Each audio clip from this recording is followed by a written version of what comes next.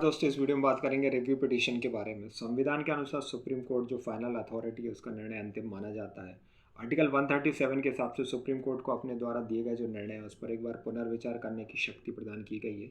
इसका आशय इस संबंध में है कि उसके द्वारा दिए गए जो निर्णय है, जो डिसीजन से सुनाए गए जो निर्णय है, तो उसमें एक बार फिर से वो पुनर्विचार के द्वारा मतलब भविष्य में उसके द्वारा उसके सामने जो आने वाले मामले उसके बारे में एक निश्चितता रहती है कि अगर किसी वजह से कोई कमी रह जाती है तो उस वजह से उसको एक बार फिर से सुनवाई उसकी हो सकती है। 1975 में जस्टिस कृष्ण अय्यर के द्वारा भी कहा गया था कि रिव्यू पिटीशन को तभी एक्सेप्ट किया जाएगा कोर्ट के द्वारा जब उसके द्वारा सुनाए गए निर्णय में कोई भारी भूल, भारी गलती हो गई या अस्पष्टता की वजह से ऐसा कुछ हो गया हो, जैसे स्पष्टता का अभाव किसी वजह से या फिर महत्वहीन आशय इस संदर्भ में। तो ऐसा बहुत कम देखा गया है कि जो रिव्यू पिटीशन जो एक्सेप्ट की जाती है, जैसे शबरीमाला मंदिर की अगर हम विवाद के बारे में बात करें या जो राफेल जेट्स के मामले में बात करें तो, और अगर हम 2018 के बारे में बात करें तो सुप्रीम कोर्ट के द्वारा केंद्र सरकार को रिव्यू पिटीशन फाइल करने की इसमें परमिशन दी गई थी।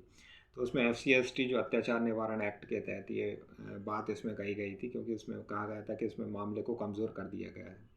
इसके जो कुछ आधार बताए गए हैं तो सुप्रीम कोर्ट के रूल्स के हिसाब से साल 2013 में तो कहा गया है कि अगर त्रुटि है डॉक्यूमेंट्स में किसी तरह की अस्पष्टता है या किसी अन्य वजह से, या फिर कोई नए महत्वपूर्ण तथ्य सबूत जो खोजे गए हैं जो पहले सुनवाई के दौरान जो मतलब उसमें देखे नहीं गए थे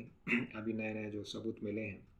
अगर हम आगे जो बात करें कौन कौन फाइल कर सकता है, तो नागरिक जो प्रक्रिया संहिता है और जो सुप्रीम कोर्ट के रूल्स के हिसाब से कोई भी असंतुष्ट जो व्यक्ति है जो फैसले से खुश नहीं है तो वो उस मामले में रिव्यू पिटीशन फाइल कर सकता है, चाहे वो उस मामले में पक्षकार रहा हो या ना रहा हो। हालांकि हर मामले की सुनवाई सुप्रीम कोर्ट के द्वारा नहीं की जा सकती, लेकिन वो उस तथ्य को अगर महत्वपूर्ण अगर कुछ लगता है तो उसको देखते हुए फिर वो उसकी सुनवाई या उस पर रिव्यू पिटीशन पर ध्यान देगा कोर्ट। साथ ही ये कहा गया है कि हर मतलब उसके द्वारा जो सुप्रीम कोर्ट एकदम दृढ़ नहीं है अपने मतलब उसके लिए कि अगर कुछ भी एक बार डिसीजन सुना दिया गया है तो उसका फाइनल नहीं है, उससे वो मतलब बाध्य नहीं है। उसने हमेशा मतलब अपने आप को चेंज किया है, मतलब स्वयं में सुधार करने वाली एक संस्था अगर कहा जाए संक्षेप में तो उसे। क्योंकि 1973 का केशवानंद भारती मामला हमने देखा था, उससे पहले जो 1967 में गोलकनाथ मामला देखा था, उस मामले में काफ़ी देखा हमने केशवानंद भारती मामले में काफ़ी फिर बाद में चेंज आया था। साथ में अगर उसकी टाइमलाइन की अगर बारे में बात करें तो न्यायालय के द्वारा जो डिसीजन सुनाया गया उसके 1 महीने के अंदर अंदर रिव्यू पिटीशन फाइल की जानी चाहिए। रिव्यू पिटीशन में अगर किसी वजह से देरी हो जाती तो उसके एक पर्याप्त कारण सफिशेंट जो रीज़न है कि क्यों लेट हुआ है ये कोर्ट्स के सामने बताया जाना ज़रूरी है, तब कोर्ट उसको मतलब अगर रीज़न सही लगते हैं तो कोर्ट उसको एक्सेप्ट कर सकती है देरी की वजह को भी देखते हुए। साथ ही उसको अगर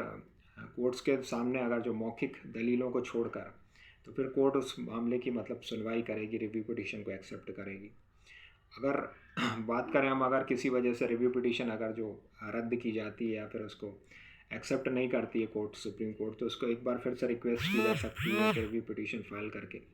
उस कोर्ट के सामने, तो कोर्ट उसको फिर से एक बार देख सकती है इस मामले में। तो ये बात की हमने रिव्यू पिटीशन के बारे में। Thank you.